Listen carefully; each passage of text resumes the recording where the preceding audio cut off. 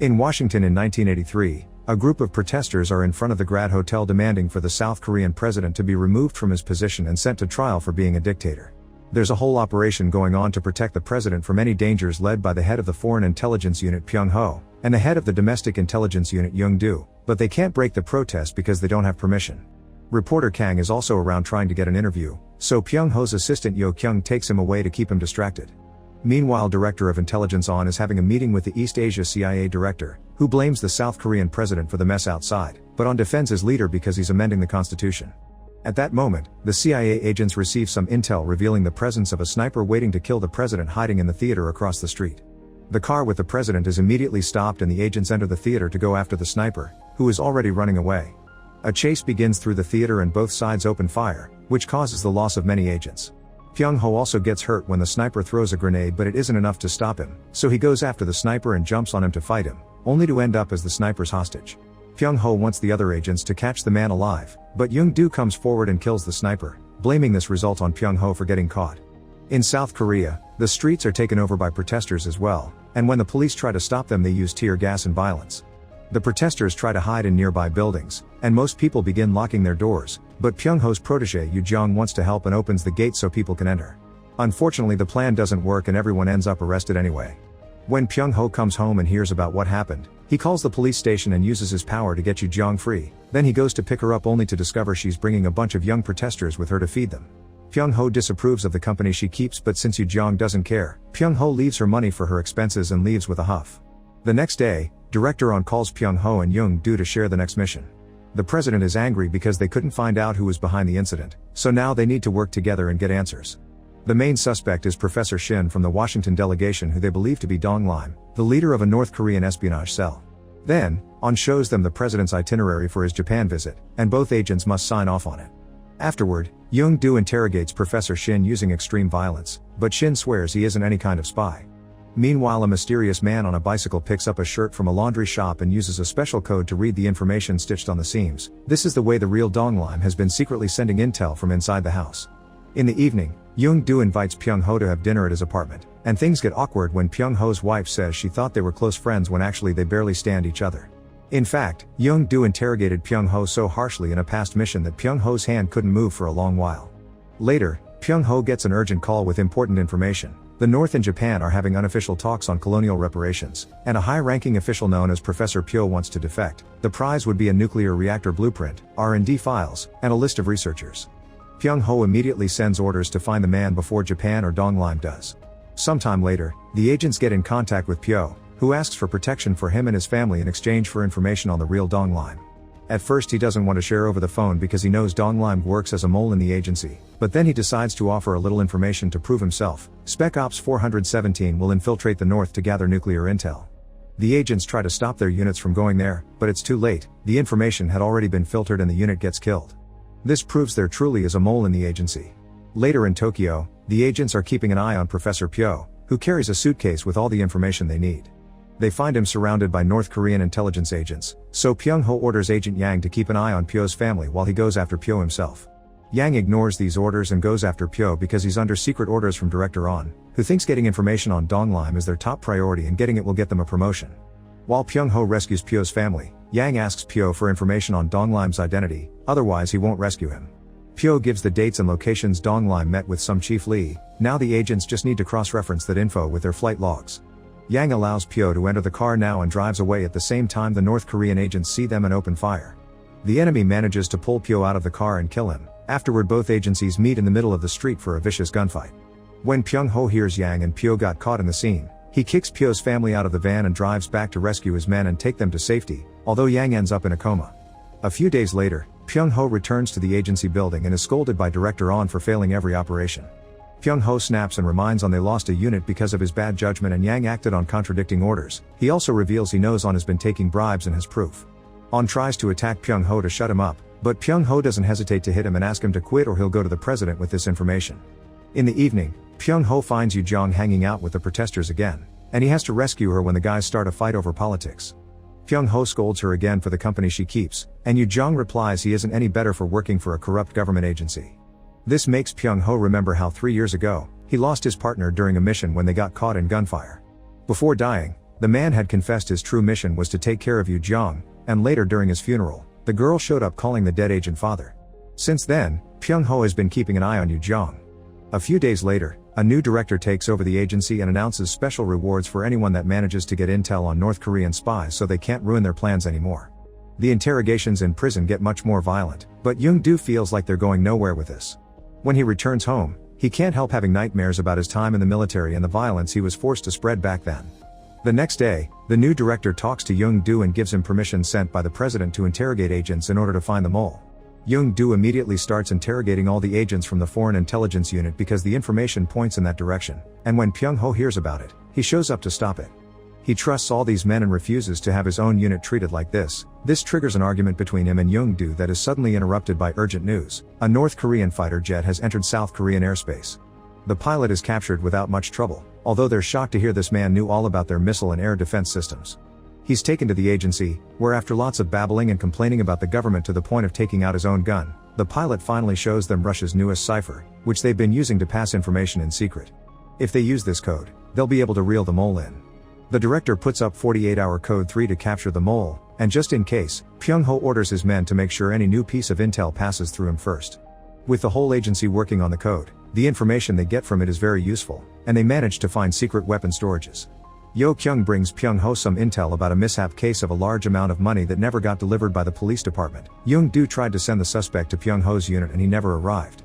The money was supposed to go to a military supply contractor called Jupiter Corporation, while the information about the president's next trip reaches the wrong hands even if it was supposed to be top secret. Yo Kyung visits Jupiter Corp to look for clues and the agency continues to work on the code, finding information on a man called Bo San, who is the person in charge on picking up the shirts with the coded stitches. Young-do and his men follow Bo San into the laundry shop to try to ambush him, but Bo San knows they're there and another gunfight begins.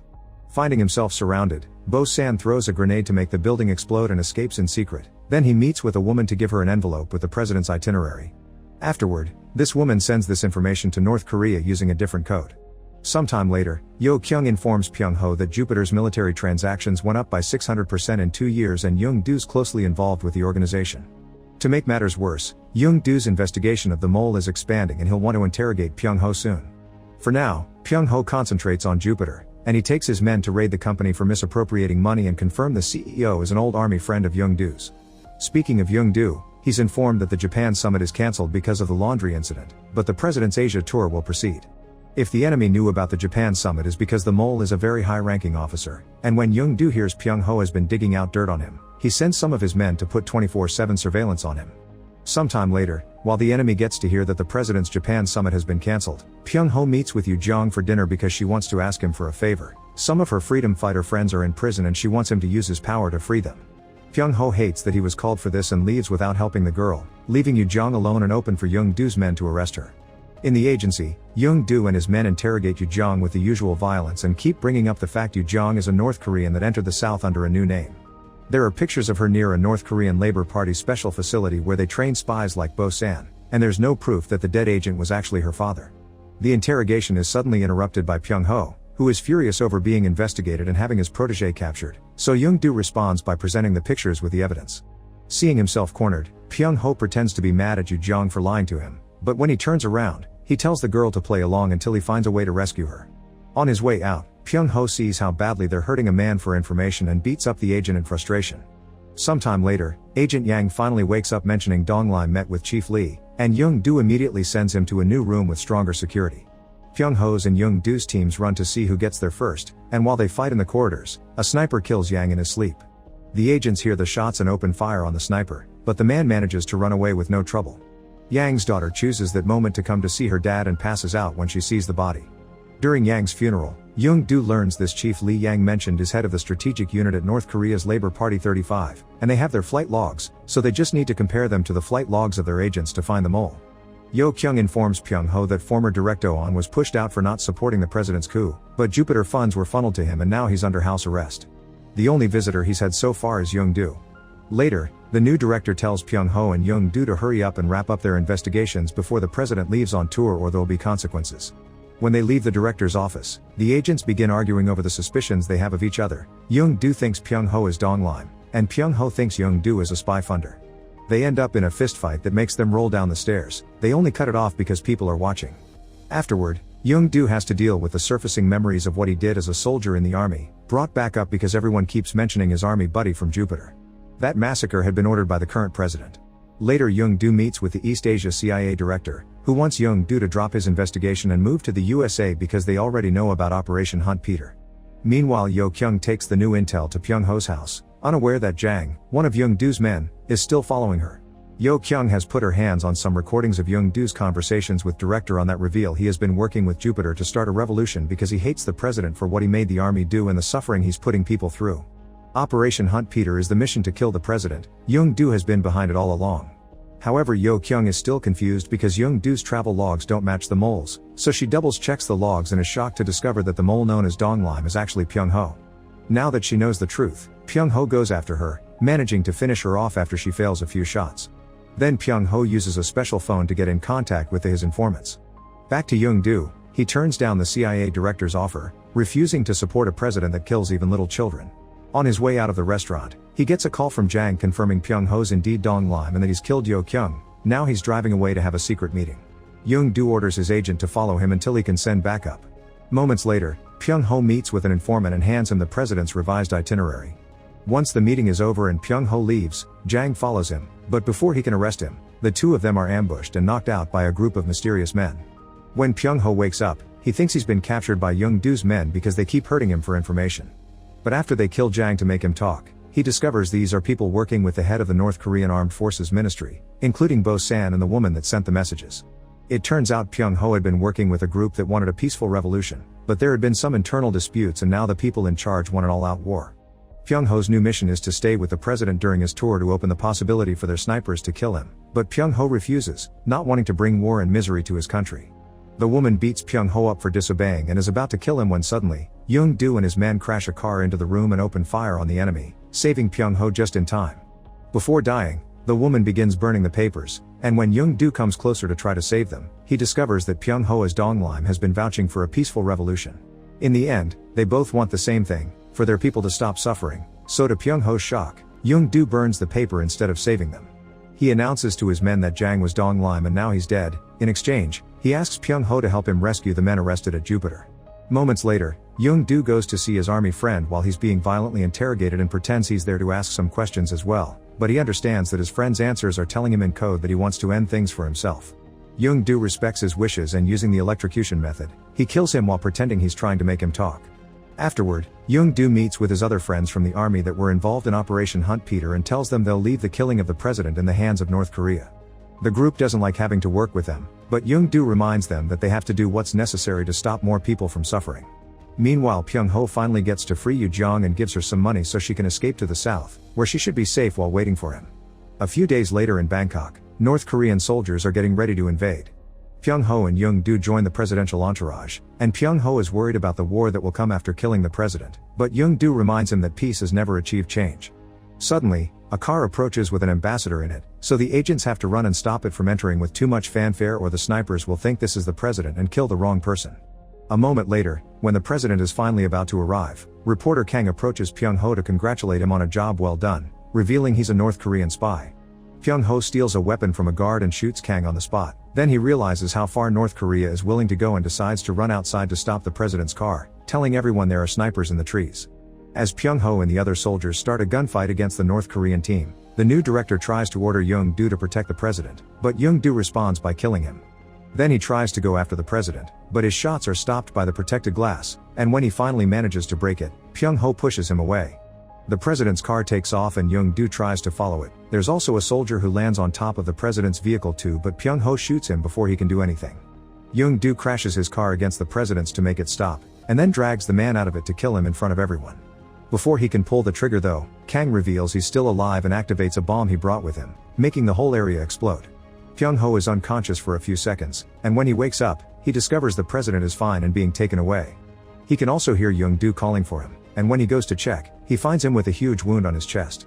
Pyung-ho tries to cover the wound with his hands, but Young-do still dies after wondering why Pyung-ho ruined the operation. When Pyung-ho returns to Korea, he orders his men to release Young-do's family, who have been arrested for being under suspicion of helping Young-do. Pyung-ho also sends the wife Young-do's military tags and has to watch her have a breakdown as she understands what they mean. Afterward, Pyung-ho travels to the south to reunite with Yoo-jong, who pulls out a gun on him because Young-do had been right, she had been a spy all along. Yoo-jong doesn't dare to pull the trigger on the man that took care of her though, thus another spy has to come and finish the job for her. When Yoo-jong comes closer to say goodbye, Pyung-ho hands her a new passport before dying, so she can get away and have a better life. Yoo-jong opens the passport and starts crying when she notices Pyung-ho gave her his last name. Make sure to subscribe and turn on notifications so you can watch more videos like this. Thanks for watching.